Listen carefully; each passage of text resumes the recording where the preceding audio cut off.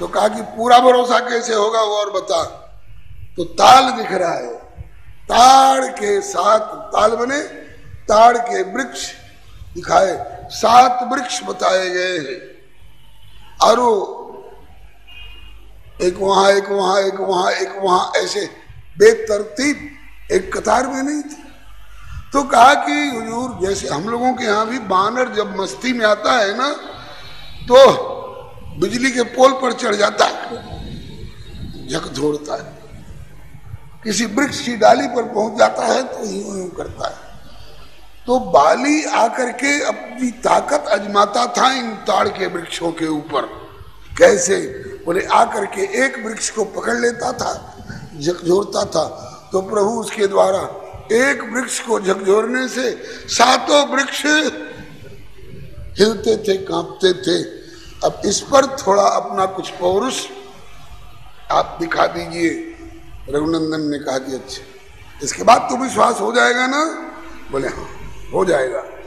बोले अब ले। धनुष पर डोरी चढ़ाई, अपने तरकस से एक बाण निकाला, संधान किया और ध्यान किया। एक श्लोक कहा, कसम खाई।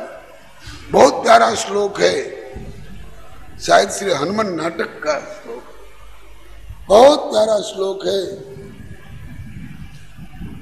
भावोस्ति चेत कुशिक नंदन पादयोर में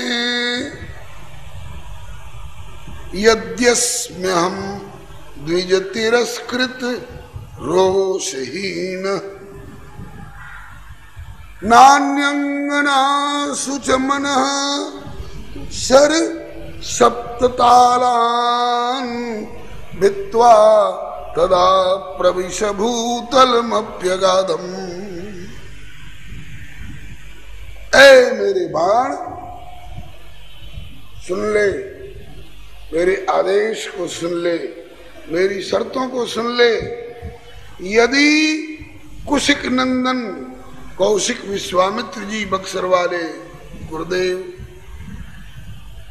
जिनके आशीर्वाद से मुझे ये अस्त्र शस्त्र की विद्या प्राप्त हुई है, बला अति बला विद्या प्राप्त हुई है, मेरे अस्त्र प्रदाता गुरु हैं। यदि कुशिक नंदन कौशिक जी जैसे गुरु के चरणों में मेरा सुदृढ़ भाव हो, पहली कसम।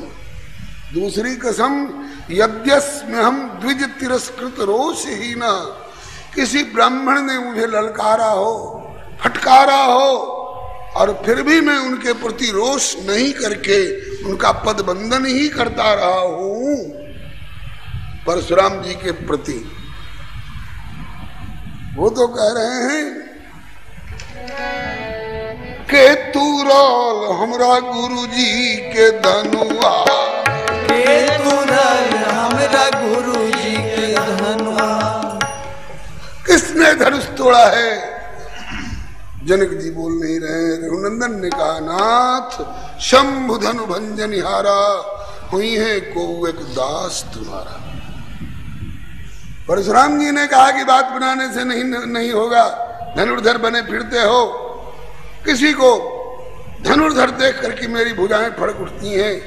या तो कर परितोष मोर संग्रामा, आजा मेरे साथ युद्ध कर, ना ही तो छाड़ कहा रामा। राम कहलाना छोड़, एक साथ 2 राम नहीं रह सकते, एक म्यान में 2 तलवार नहीं रहती, एक जंगल में 2 सिंह नहीं रहते। इस समय सृष्टि में 2 राम एक साथ नहीं रह सकते।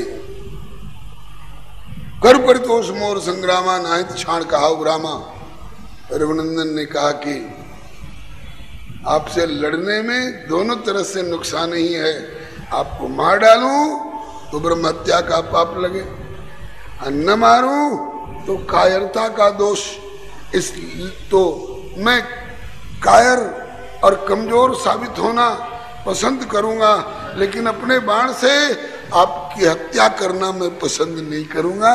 इसलिए सब प्रकार हम तुम सन हारे, मारत हूं पांव परिय तुम्हारे।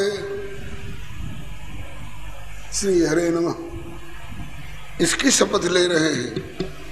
एक शपथ तो भावोस्ति चेत कुशिक नंदन पादेयोर में, यदि विश्वामित्र जी के प्रति गुरु भाव से सुदृढ़ मेरी निष्ठा हो, विशुद्ध श्रद्धा हो, तो दूसरी शर्त यद्यस्म्यहं द्विज तिरस्कृत रोषहीन, किसी द्विज के द्वारा तिरस्कृत होने पर भी मैं रोषहीन रहा हूं।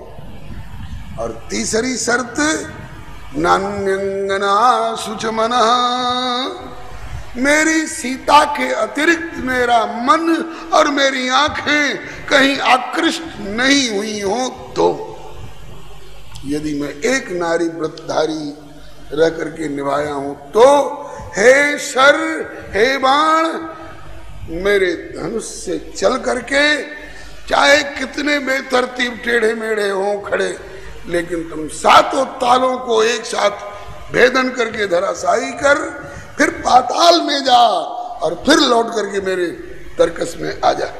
मेरी परीक्षा गुरु जी को याद करना चाहिए। परीक्षा के समय में रघुनंदन ने स्मरण किया, श्री सिया जी को भी याद किया है, श्री परशुराम जी जैसे विप्र को भी विप्र चरण सिर नावा स्मरण किया और बाण छोड़ा तो उस एक ही बाण ने सातों ताड़ के वृक्षों को धराशायी भी किया, धरती में समाया, पाताल तक गया, रसातल तक, और उसके बाद वापस लौट करके अस कौतुक करि राम सर प्रविशु आय मिशन।